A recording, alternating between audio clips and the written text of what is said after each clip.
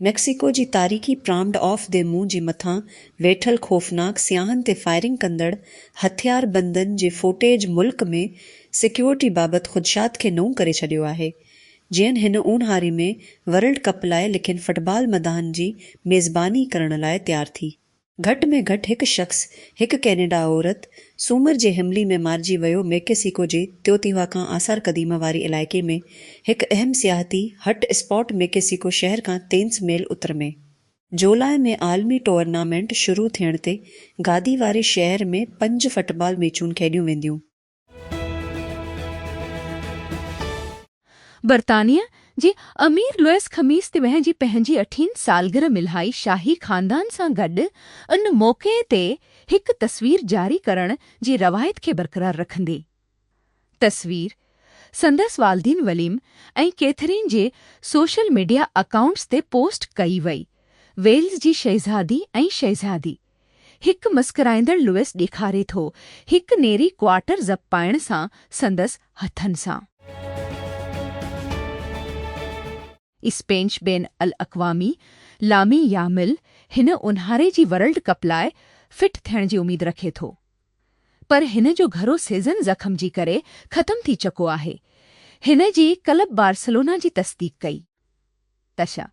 8 सालनि जी उमिरि लाइ लीगा में सेल्टा वेगो जी ख़िलाफ़ पेनल्टी स्पॉट तां रांदि जो वाहिद गोल स्कोर करण खां पोइ अरबा ते ज़ख़्मी थी मैदान छॾी वियो। वर्ल्ड कप 2000 शदी लाइ संदसि दस्तियाबी बाबति ख़ुदशा पैदा कया।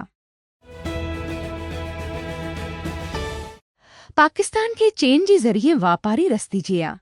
पाकिस्तान जी ज़रिए नई वापारी रस्ती विच ईशा मां पहिरें तरसील हासिल कई वई आहे।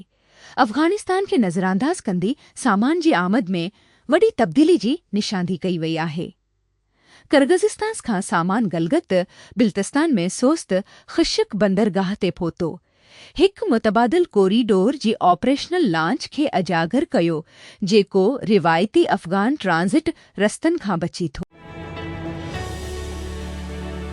पाकिस्तान में आए फ़ोन ऐं सैमसंग स्मार्ट फ़ोन्स आख़िरकार 5G हलाइण जी क़ाबिल थी विया आहिनि।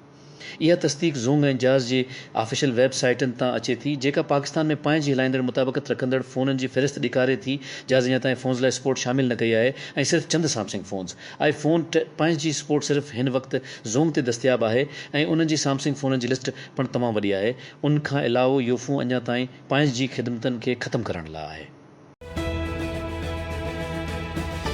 फाइनेंशियल सर्विसिस पाकिस्तान लिमिटेड सां शराकत में गाॾियुनि जी फाइनेंसिंग जो ऑप्शन मुतारिफ़ करायो आहे, जेको ख़रीद कंदड़नि खे लिचकदार अदायगी जी मनसूबनि ज़रिए पंहिंजूं गाॾियूं ख़रीद करण जी इजाज़त ॾेई थो। तरक़ी इन वक़्तु थी आहे जॾहिं बैदि पाकिस्तान जी वधंदड़ बरक़ी गाॾियुनि जी हिस्से में पंहिंजी मौजूदगी खे वधायो आहे, जिते हिन प्रीमियम कैटेगरी में मॉडल मुतारिफ़ कराया आहिनि। आंध्र इंटरनेशनल मार्केटनि लाइ 600 ऐं 600 प्रो मुतारिफ़ करायो आहे। ॿनी स्मार्ट फ़ोन्स खे आलमी सतह ते लॉन्च खां वठी दस्तियाब बणाईंदी।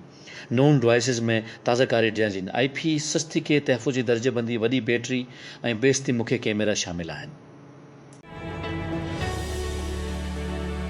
हेक रवि बर्तानवी कॉमेडी रसल ब्रांड हिकु 16 सालनि जी छोकिरी सां समण जो एतिराफ़ कयो आहे, जॾहिं हू पंहिंजी शोहरत जी बुलंदियुनि ते हो, पर चयो आहे त उहो इस्तेहसाल कंदड़ हो, उहो गैर क़ानूनी नाहे। रज़ामंदे जी उमिरि 16 साल आहे ऐं मां 16 सालनि जी उमिरि सां निंड कई हुई जॾहिं मां 30 सालनि जी हुई। ब्रांड US जी साॼी दर जी मेज़बान मेगन केली खे अरबा ते नशर थींदड़ YouTube शो में ॿुधायो। अमरीकी इंडी रॉक बैंड दे स्ट्रोक जे मरकज़ी ॻाइणी जोली कासाब्लांकास शायदि कुझु अबरो बुलंद कयो जॾहिं हिन यूट्यूब शो जंहिंमें माण्हू मेज़बान खे हर शइ ऐं हर शइ ते पंहिंजा सभ खां वधीक जारहां राया ॿुधाइनि था, सबवी टेक्स ते हिकु ज़ोर दौरान अमरीकी सयूनिस्टनि खे सॾु कयो। न्यूयॉर्क में ट्रेन ते मेज़बान करीम रहमा जी भरिसां वेठे ॻाइणी पंहिंजी सभ खां वधीक नाज़र टेक खे पजाइण लाइ महफ़ूज़ कयो, जंहिंजो मतिलबु हे हो त अमरीकी सयूं परस्त सफ़ीद मरात याफ़्त माण्हुनि जा फ़ाइदा हासिल कनि था, पर अहिड़ी ॻाल्हि कनि था जीअं अहे ग़ुलामी जी दौर में कारा माण्हू आहिनि। बांग्लादेश गुज़िरियल महीने शुरू थींदड़ ख़सरो सबबि इचू सरस ॿारनि जी मौत जो रिकॉर्ड कयो। जॾहिं त जकी ॿारनि जी केसनि जो तादादु बेसि खां वधी वियो। सरकारी डेटा ख़मीस ते ज़ाहिर कयो गुज़िरियल हफ़्ते ताईं हर रोज़ टन ऐं 5 ॿारनि जी विच में बीमारी खां मरी वियो। 5 ॿार अरबा ते मरी विया, जिन में 2 राजधानी ढाका में ऐं ॿिया 5 ख़मीस थी। ईरान अरबा ते 2 गैर मुल्की कंटेनर जहाज़नि ते कब्ज़ो कयो जेके आबनाए हरमस मां निकिरण जी कोशिश करे रहिया हुआ ऐं हिक टाइम ते फायरिंग कई ऐं वाशिंगटन ऐं तेहरान जी विच में तकरार जी ताज़ी वाद जी निशांदी कंदी तंग शिपिंग लंगर में ऐं ईरानी बंदरगाहनि जी गॾियल क़ौमुनि जी बहरी बंदिश जी विच में अची रहियो आहे, जेको 3 अप्रैल ते शुरू थियो। हिन हफ़्ते सूमर ते अमरीकी फ़ौज ते फायरिंग कई ऐं पोइ ईरानी परचम बरदार कंटेनर ॿेड़ी तुस्का ते कब्ज़ो कयो उत्तर अरबी समंड में आबनाए हरमज़ जी वेझो, छाकाणि त उहो ईरानी बंदरगाह बंदर अब्बास ॾांहुं वञी रहियो हो। जवाब में ईरान अमरीका ते कज़ाकी जो इल्ज़ाम लॻायो कि अर्सनल बमुकाबला न्यू कासल यूनाइटेड शाह इंग्लिश प्रीमियर लीग की थी लंडन में अमारात स्टेडियम बरतानिया जॾहिं छंछर ते 5:03 PM 16:03 GM कीअं पैरवी करण। असां वटि असांजी लाइव टेक्स तबसरी वारे स्ट्रीम खां अॻु 3 GMT खां अल जज़ीरा स्पोर्ट ते सभु तामीर थींदी। हिन सीज़न जी प्रीमियर लीग टाइटल रीस जल्दी आहे ऐं गैर मुतवक़ा तौर ते मुक़ाबले जी तारीख़ में सभ खां वॾो थी रहियो आहे। स्ट्रिंग थ्योरी में माहिर हिंदुस्तानी फिज़िकिस्टनि जो हिकु ग्रुप ईरान, फ़िलिस्तीन ऐं लबनान में तालीमी माहिरनि सां यकजहती जो इज़हार कयो आहे। इसराइल ऐं अमरीका जी विच में तकरार दौरान यूनिवर्सिटियुनि ऐं सोल इदारनि ते हमलनि जी मज़मत कई आहे। हिकु बयान में 500 खां वधीक स्ट्रिंग थ्योरिस्ट फिज़िकिस्ट जेके इंसानियत जी फितरत जी सम्झण जी कंभार ते कमु करे रहिया आहिनि, चयो त उन्हनि टिनी मुल्कनि जी आलमनि नखनि ऐं शेरेना असांजी दिली यकजहती जो इज़हार करण जी ख़्वाहिश कई, जंहिंजी विच में उहो बयान कयो वियो आहे अमरीका ऐं इसराइल पारां शुरू कयल ताज़ी बैन अल-अक़वामी फ़ौजदारी अदालत (ICC) जी जजनि फ़िलिपाइन जी अॻूणी सदर रोड्रिगो डुटेर्टे जी ख़िलाफ़ इंसानियत ख़िलाफ़ ॾोहनि जी तौर ते क़त्ल जी टनही ॻणप जी तस्दीक़ कई आहे ऐं खेसि ट्रायल करण जो हुकुम ॾिनो आहे। जजनि ख़मीस ते चयो त काफ़ी बुनियाद आहिनि यक़ीन करण लाइ त दुथर्ते ऐं आसी 6 माण्हुनि जी क़त्ल में अहम किरदार अदा कयो ऐं ॿियनि जी क़त्ल जी कोशिश में हिन जी नाम निहाद मिंशियात जे ख़िलाफ़ जंग जी हिस्सी तौर, जंहिं जी प्रोसिक्यूटरनि जो चवणु आहे त फ़िलिपाइन में हज़ारें शेरें खे क़त्ल कयो। इहो कुझु देर ताईं वाज़े थी चुको आहे त बीहीव सिर्फ़ हिकु न्यूज़ लेटर प्लेटफॉर्म खां वधीक थियणु चाहे थो। LA बेस्ड कंपनी ख़मीस ते केतिरनि ई ताज़ा कारियुनि जो ऐलान कयो जेकी उन अज़ाइम खे अञा बि वधीक वाज़ह कनि था। नॉन ख़ुसूसियतनि में शामिल आहिनि वेबिनर्स, पॉडकास्ट लाइ AI तज्ज़ियाती, मेटर थियल पीवाल्स ऐं उदा कयल आज़माइशूं। गॾु कयो वियो ऐलान हिकु वाज़ह निशानी आहे त तक़रीबा 5 साल पुराणी कंपनी तख़लीक़ कंदड़नि लाइ हिकु सभ खां वधीक मर्कज़ बणिजण जी कोशिश करे रही आहे, मुख़्तलिफ़ औज़ारनि ऐं ख़िदमतनि खे गॾु करण जी परेशानी खे घटाइण लाइ उन्हनि जी कारोबार खे हलाइण लाइ। उन्हनि इज़ाफ़नि सां ॿिही प्लेटफॉर्मनि जे ख़िलाफ़ पाण खे पोज़ीशन करे रहियो आहे। न्यूज़ लेटर, वेबिनर्स ऐं पॉडकास्टिंग, पेट्रियो, सबस्टेक, ज़ोम, खट ऐं घोस्ट समेत। सिक्योरिटी मुहक़क़नि ॿिनि धार जासूसी मुहिमनि खे पधिरो कयो आहे जेके माण्हुनि जी जॻहियुनि खे ट्रैक करण लाइ आलमी टेलीकॉम इंफ्रास्ट्रक्चर में मशहूर कमज़ोरियुनि खे ग़लति इस्तेमाल करे रहिया आहिनि। मुहक़क़ चवनि था त अहे 2 मुहिमूं मुमकिन तौर ते हिकु नन स्नैपशॉट आहिनि जेके उन्हनि खे मञींदा आहिनि निगरानी वेंडर्स जो वसे इस्तेहसाल आहे आलमी फ़ोन नेटवर्कनि ताईं रसाई हासिल करणु। ख़मीस ते सिटीज़न लैब हिकु डिजिटल हक़नि जी तंज़ीम हिकु ॾहाकी खां वधीक तजर्बी सां गॾु निगरानी जी ग़लति इस्तेमाल खे ज़ाहिरु कंदी हिकु नई रिपोर्ट शाया कई जंहिं में 2 नई सञाणप मुहिम जी तफ़सील सां उन्हनि जे पोयां निगरानी कंदड़ वेंडर्स जिन खे स्टीज़न लैब जो नालो न ॾिनो वियो घोस्ट कंपनियुनि जे तौर ते कमु कयो जेके जाइज़ सेलुलर फ़राहम कंदड़ आहिनि ऐं उन्हनि जे नेटवर्क ताईं उन्हनि जी रसाई खे वापसि आणींदा उन्हनि जी टारगेट जे मक़ाम जी डेटा खे ॻोल्हण लाइ ही रावलपिंडी ऐं इस्लामाबाद में गिडस ट्रांसपोर्ट जी मोतली सप्लाई चेन्स खे मुतासिर करे छॾियो आहे जंहिं सबबु जड़ियल शहरनि में ज़रूरी खाधी पेती जी शयुनि ऐं तेल जी खोट पैदा थी वई आहे ट्रांसपोर्टनि ऐं वापारियुनि इख़्तियारनि ते ज़ोर भरियो आहे त हो माल गाॾियुनि लाइ रोड ॿीहर खोलिया वञनि ख़बरदार कयो वियो आहे त मुसलसल पाबंदियूं हालतूं ख़राब करे सघनि थियूं Pakistan telecommunication authority PTA SRO ज़रिए नई local peering and internet exchange points IXP regulations 2020 जो ऐलान कयो आहे 6/20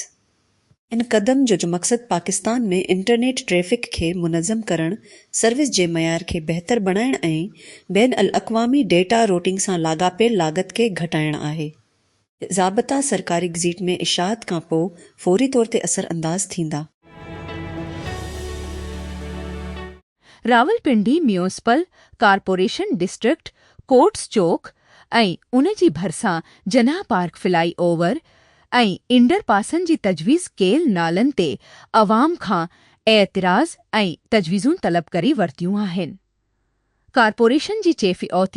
ऑफिसर कचरी चौक फ्लाई ओवर ऐं इंडर पास जो नालो मार्का हक़ फ्लाई ओवर ऐं इंडर पास रखण जी तजवीज़ ॾिनी आहे चेनी बैटरी जी dio कंटेम्पररी आम्प्रेक्स टेक्नोलॉजी को लिमिटेड CAETL हिकु शानदार बरक़ी गाॾी जी बैटरी खे ज़ाहिरु कयो आहे जेका सिर्फ़ 6 मिंटनि में चार्ज थी सघे थी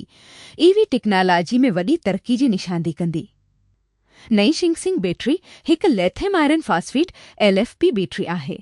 जेका सिर्फ़ 6 मिंटनि ऐं 27 सेकंडनि में 10 खां 98 ताईं चार्ज करण जी क़ाबिल आहे इस्लामाबाद ब्यूरो वज़ीर-ए-आज़म शहबाज शरीफ़ चंज इंसान बरदार खलाए प्रोग्राम लाइ चूंडियल 2 पाकिस्तानी फ़ल्कियतदाननि खे मुबारकबाद ॾींदी उमेद ज़ाहिर कई आहे त उहो सफ़र पाकिस्तान में खलाए तहक़ीक़ जी नई दौर जो आगाज़ कंदो हिकु बयान में वज़ीर-ए-आज़म ऑफिस PMO चयो त हिन वज़ीर-ए-आज़म हाउस में 2 फ़ल्कियतदाननि ज़िशान आले ऐं खरम दाऊद सां मुलाक़ात कई कराची जी सभ खां वॾी सरकारी अस्पताल जी गाइनी क्लिनिक अंदरि हवा केतिरनि दर्जनि खां वधीक गरम महसूस कई उहो सिर्फ़ फ़ेब्रुवरी जी आख़िर में हिकु जमी ते सुबुह जो 9 तीनसी हो ऐं वंडो बेस वेटिंग रूम अॻु में ई भरियल हो औरतुनि सां गॾु विहण जी जाइ लाइ नर्सनि खे मदद लाइ सॾणु ऐं अल्ट्रासाउंड लाइ चुकणु आसिया इकवैसी पंहिंजी 3 ॿार सां गॾु हामिल हुई ॿार जी पैदाइश मई में थियणी हुई जॾहिं पारो अक्सर करे 48 डिग्री सेंटीग्रेड खे पार करे थो ऐं नमी शिद्दत सिकिड़ो खां मथे थी वञे थी गर्मी नाक़ाबिल बर्दाश्त बणाए थी जीअं ई कमरे में गर्मी पद वधण लॻो आसिया खे थकल ऐं चुरकी महसूस थी लुबनान जे वज़ीर आज़म नवाफ सलाम इसराइल ते इल्ज़ाम लॻायो आहे त हिन ॾखण लुबनान जे ॻोठ तैरी में हिकु हवाई हमले में सहाफ़ी अमल खलील खे क़त्ल करण ऐं उन जे साथी ज़ैम फराज खे ज़ख़्मी करण ते इंसानियत ख़िलाफ़ ॾोह जो इल्ज़ाम लॻायो आहे खलील ऐं फराज अरबा ते हिकु गाॾी ते अॻोणी इसराइली हमले जी रिपोर्ट करे रहिया हुआ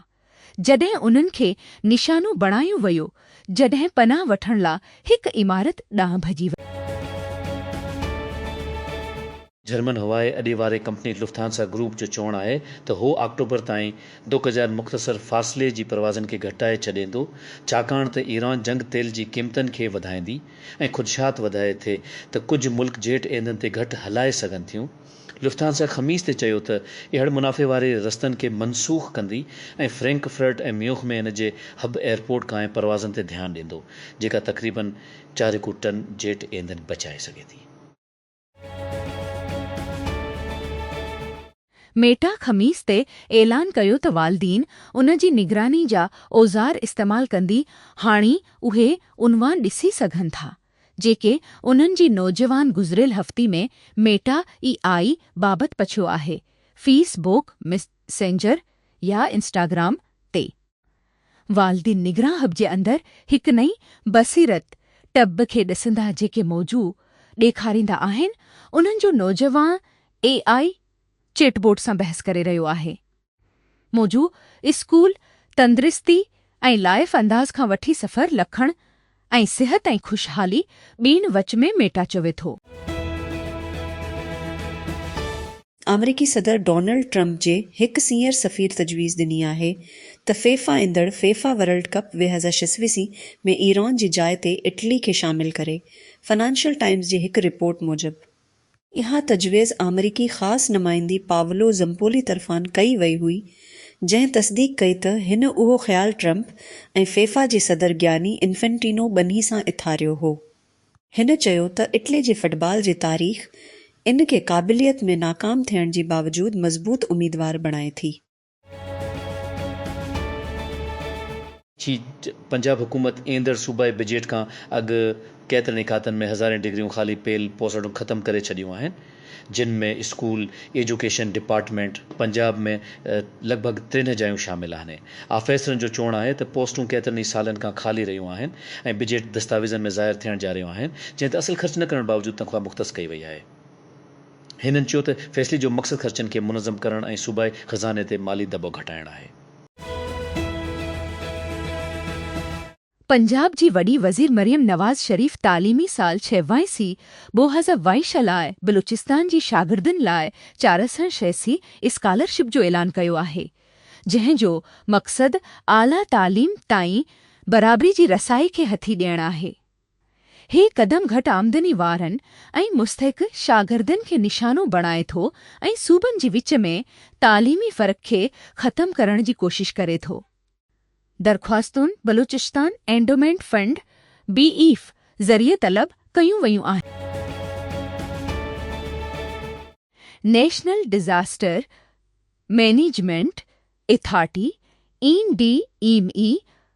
2024 में हिकु गैर मामूली तौर ते शदीद मूसों जी मौसम जी बारी में ख़बरदार कयो आहे, हिकु इम्कानी एल नेनो वाक़े जी अॻकथी जो हवालो ॾिनो आहे जेको सॼी पाकिस्तान में बरसात जी नमूने खे ख़राब करे सघे थो।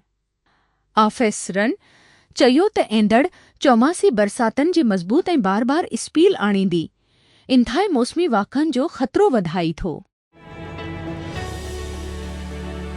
जिथे ऐतीबी 2005 में पाकिस्तान लाइ $63 बिलियन जा नवां वाइदा कया,